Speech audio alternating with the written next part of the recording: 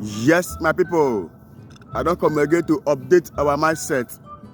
Finally now, the 63 NBA conference, they don't end them. So, why I they bring up the video, I want make most of us whenever hear or watch the video of wetin happen during the conference.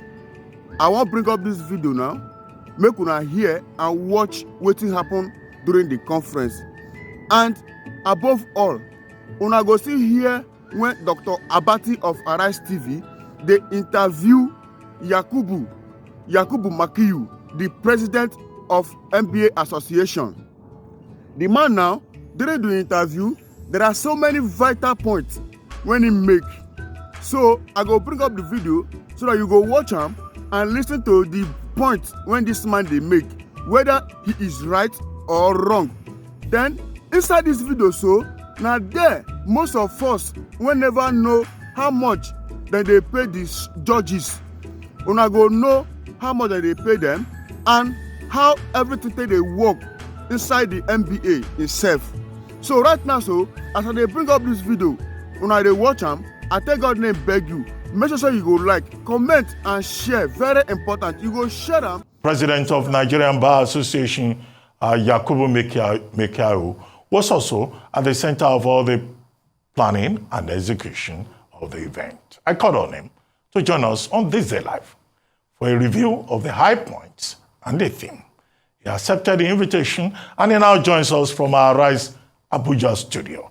Good to see you on This Day Live, YC Makiyu, SAN, President of the Nigerian Bar Association. You're welcome.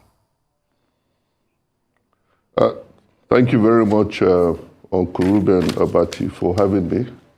I'm glad to be here. Well, NBA President, yes, it's good. We have heard you very, carefully, your point about the theme and the justification for the theme of the 63rd Annual NBA Conference. But the point you made about President Tinubu, there are many lawyers who question the rationale for inviting the president to come and deliver, the opening address and declare the conference open. Some of them think that the NBA under your watch will seem to be endorsing the president when it is very clear that President Tinubu still has a matter that has to be resolved by the Presidential Election Petition Tribunal. What do you say to that? Well, happily, I started by saying that this country is a country of laws. That Tinubu is president today is a function of laws. It's a function of the Constitution of the Federal Republic of Nigeria. It's a function of the Electoral Act 2022. What I have done is simply to recognize the position of the law.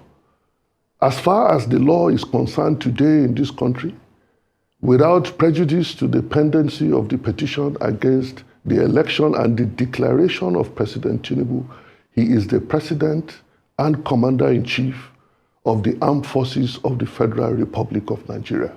When he took the oath of that office, it was because the law prescribed that he took that office.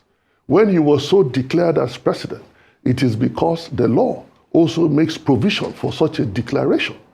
This is not a function of anybody's sentiments or whims or caprices.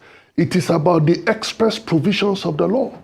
And the law clearly says, and those lawyers that are talking about all of this also know, and they owe the people of this country the duty to properly guide the people, to let them know what the law says. And if they do, the people will fall in line. And there is a presumption of regularity of the act of every public officer.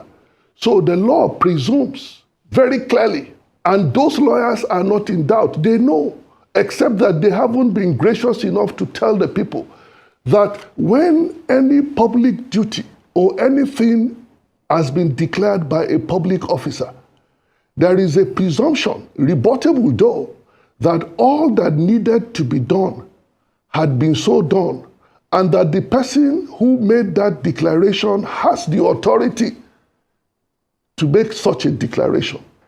The INEC chairman have the authority to make the declaration that he did? Yes.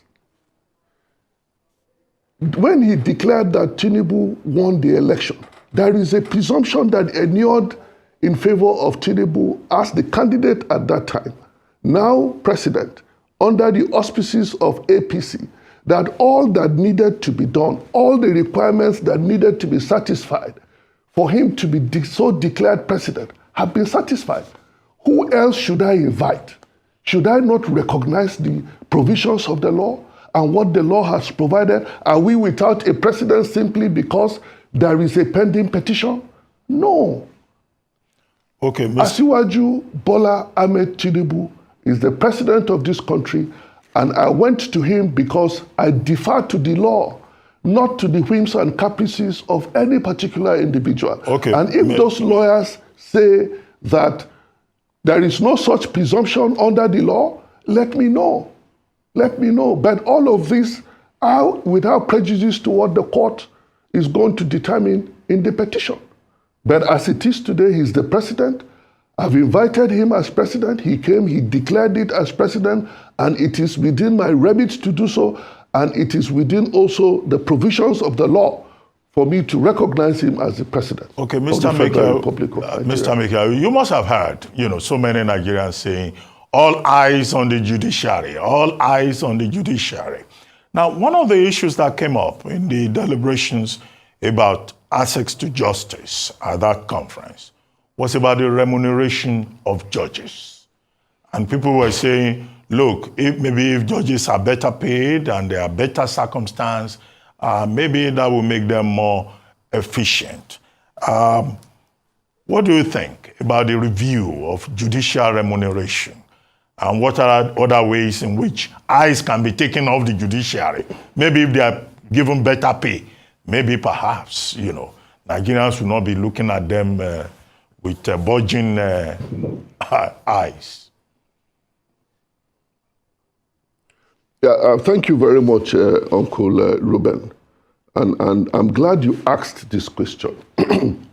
Let me make it very clear that the judiciary in this country is one of the most disciplined arm of government that you can ever find anywhere. And I say this within the context of how the judiciary has been deliberately pauperized. How do I mean?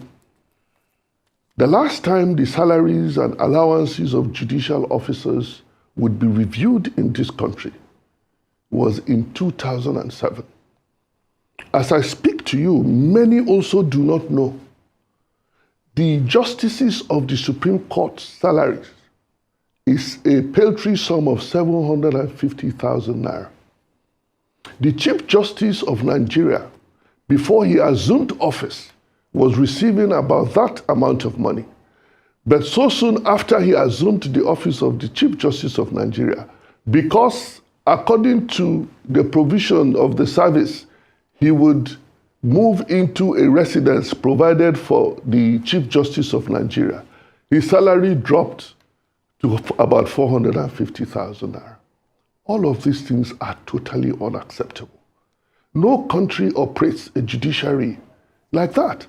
But in spite of that situation, in spite of how they've been deliberately pauperized by successive governments,